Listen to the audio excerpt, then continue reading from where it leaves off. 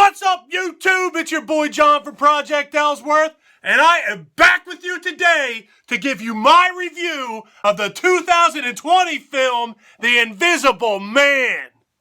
Good morning, folks.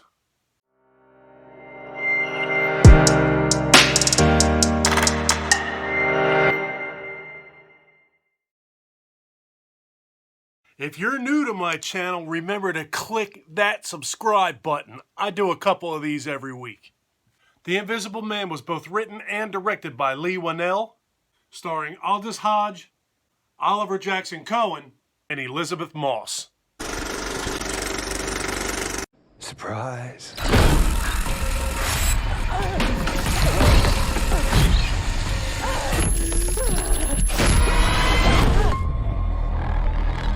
Let me help you.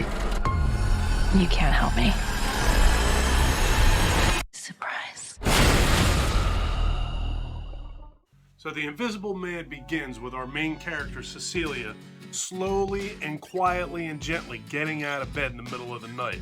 We very quickly find out that she just drugged the guy that she's in bed with. That dude is Cecilia's abusive boyfriend, Adrian. Cecilia already has her bags packed, her clothes ready, and an escape plan. She even goes as far as turning one of the surveillance cameras in the house towards the bed so that she can use the app on her cell phone to keep an eye on Adrian to make sure he doesn't get up while she's making her escape. And when she is just about out of the house, she's in the garage and the dog comes up to her. She says that she's not going to take the dog, then she decides she's going to take the dog, and after she loosens up or releases his collar, the dog bangs into the car in the garage and the car alarm starts to go off. I don't leave you with that thing on. So now it's a race for the fence. On the other side of that fence is Cecilia's sister, who is supposed to pick her up and take her away.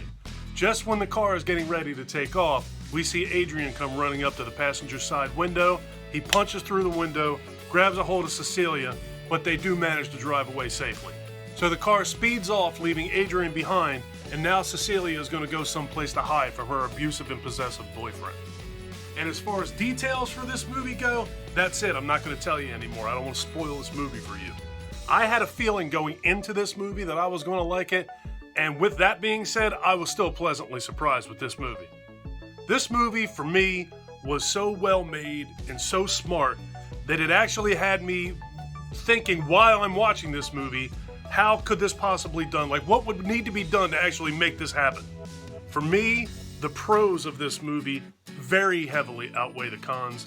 The only knock that I had for this movie is that the ending felt a little bit abrupt for me. I think that the ending was satisfying.